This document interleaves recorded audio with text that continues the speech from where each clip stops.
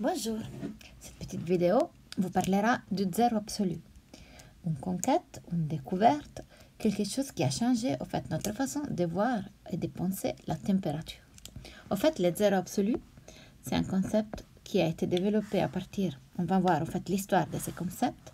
L'idée c'est que parmi toutes les températures possibles, en fait, il y a une limite dans la région des températures froides. Et le zéro absolu, en fait, serait vraiment la limite pour la température la plus froide.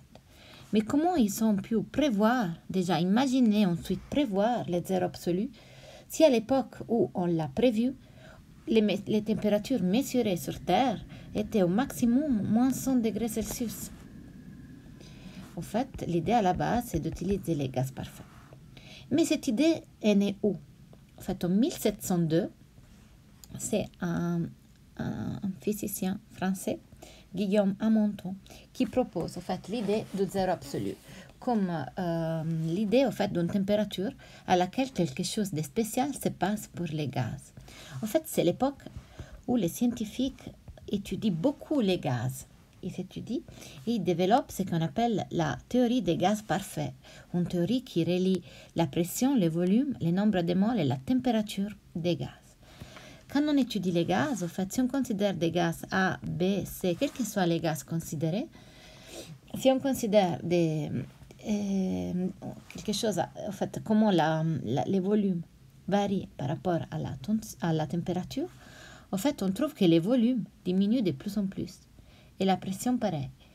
Et donc, ça veut dire que c'est vraiment quelque chose d'intuitif. Si vous refroidissez un gaz, les volumes à pression constante, par exemple, les volumes diminuent. Mais si on continue à refroidir, les volumes diminuent de plus en plus. Et donc, on peut imaginer un moment où le volume est égal à zéro. Et alors, c'est passé quoi au gaz? Il est fini où? Et encore plus incroyable serait d'imaginer, en fait, ce qui se passe si on continue à refroidir. On se trouvera avec un volume négatif. Et nous, on n'arrive pas, en fait, à comprendre qu'est-ce que c'est un volume négatif. D'ici, l'exigence, en fait, d'imaginer une température limite. La température limite, c'est ce qu'Amonton imaginait être le zéro absolu. Beaucoup plus tard, en 1824, c'est un autre théoricien français, Sadi Carnot, qui reparle au fait du zéro thermique, du zéro absolu. Au fait, il voit l'exigence d'avoir une température limite parce qu'il étudie de façon théorique les machines thermiques, c'est-à-dire les machines à vapeur. À l'époque de Carnot, les machines à vapeur commençaient déjà à être vraiment quelque chose d'important, fondamental pour le développement des pays occidentaux. On utilisait des machines à vapeur et ça a vraiment été une révolution, on l'appelle la révolution industrielle. C'était surtout une révolution technologique, donc, et on a avancé dans les techniques avant d'avoir une compréhension théorique des phénomènes qui permet à la machine à vapeur de fonctionner. Mais Sadi Carnot, justement, c'était un des théoriciens qui étudiait ça vraiment au niveau théorique. Il part de l'exigence d'avoir un zéro absolu par rapport au moteur thermique, parce que le rendement, dans la formule du rendement d'un moteur thermique, en fait, il intervient en fait cette température minimale. Quelques années plus tard, c'est un Anglais, William Thomson, qui, en fait, à la fin de sa carrière, a été nommé Lord Kelvin, a proposé vraiment en fait les zéros absolus tels qu'on les connaît maintenant. La température de zéro absolu est égale à moins de 173,15, c'est un chiffre significatif. Une température en fait, qui représente en fait, la valeur limite la plus froide que la matière, comme on la connaît maintenant, puisse attendre. C'est une température qu'on ne peut pas vraiment attendre, mais c'est une limite. Donc ça veut dire qu'on peut s'y approcher de plus en plus, c'est ce qu'on a fait dans les dernières décennies, mais on ne peut pas vraiment l'attendre tel que, parce qu'en fait, ça représente une singularité. Donc, en fait, à ce moment-là, Lord Kelvin a été nommé Lord parce qu'il était aussi ingénieur et il avait supervisionné les projets de la première pose d'un câble entre l'Angleterre et les États-Unis. Les projets à l'époque avaient eu beaucoup de succès, beaucoup d'appréciation par la partie du public. Et donc la reine l'avait rendu Lord. En fait, donc là, en fait, à partir de... Ça, c'est l'idée, en fait. Où est née cette idée? L'idée est née d'une évidence, en fait, en étudiant les gaz parfaits. Elle est née d'une évidence, si on considère les machines thermiques. et au fait a été vraiment formalisé par M. Thomson Kelvin.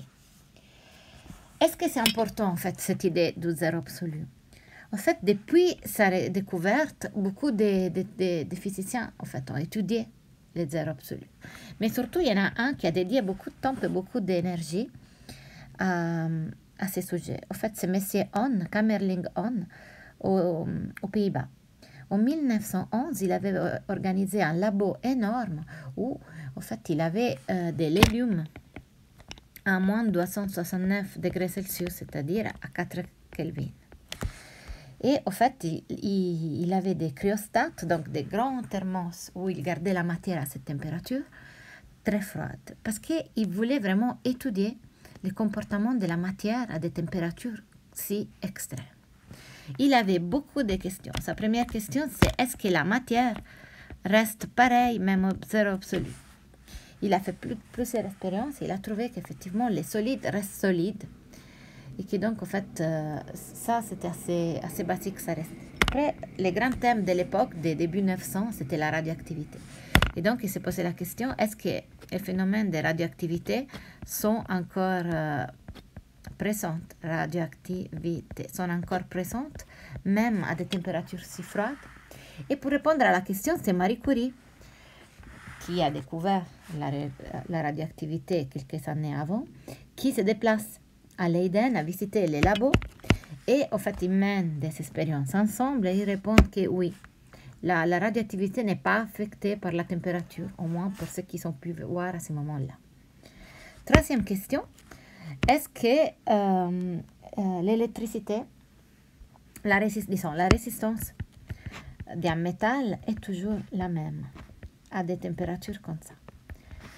Ou est-ce que les comportements des conducteurs électriques varient quand on se rapproche des températures extrêmes? Pour cela faire, en fait, il a des grandes machines, on a dit. Quand il étudie, en fait, la résistance, comme métaux, il choisit les mercures. Donc, il étudie les mercures. En fait, il mesure, en fait, la résistance à différentes températures. Donc, ici, il a une certaine résistance. La résistance baisse un peu. En fait, il y a une température à laquelle, en fait, la résistance passe à zéro. Mais zéro, vraiment zéro. Donc, ça veut dire, en fait, que les métals n'opposent aucune résistance au passage du courant. Vous savez que les courants, en fait, c'est un passage d'électrons. Comment on peut visualiser ça? Normalement, les électrons, quand ils se déplacent partout et aussi dans un circuit, ils subissent des chocs. Et cela crée une certaine résistance. Par contre, quand on est à des températures si petites, on peut imaginer que les électrons se déplacent sans avoir aucun choc, sans rencontrer aucune résistance. Et donc, en proximité du zéro absolu, leur résistance est nulle. Ce que M. Kamerlingh Onn vient de découvrir, c'est ce qu'il aura ensuite appelé la supraconductivité. Ça veut dire qu'en fait, en proximité du zéro absolu, la résistance des métaux baisse drastiquement jusqu'à devenir nulle. Et donc, c'est quelque chose, en fait, qui était très innovant et qui lui a valu le prix Nobel en 1913. C'est grâce au phénomène de la supraconductivité qu'en fait, on a pu développer les IRM, les trains à lévitation, et trains donc, qui ne touchent pas vraiment le sol et qui au Japon, on peut attendre les 600 km par heure. Je pourrais arriver chez ma famille dans 1 heure, c'est génial. Ou, au fait, des câbles où la résistance est égale à zéro. Ces composantes, ces découvertes technologiques et beaucoup d'autres, en fait, sont nées justement de l'étude fait, de la supraconductivité, de ce qui se passe quand on étudie le comportement des matériels autour du zéro absolu. Donc, le zéro absolu, c'est quelque chose qui est vraiment ultra important, ultra présent en fait, dans notre technologie d'aujourd'hui et qui, encore une fois, démontre d'être une histoire humaine. Derrière ce phénomène, il y a beaucoup de personnes, beaucoup d'hommes et aussi de femmes qui ont travaillé pour découvrir ça et pour trouver des applications technologiques. Merci.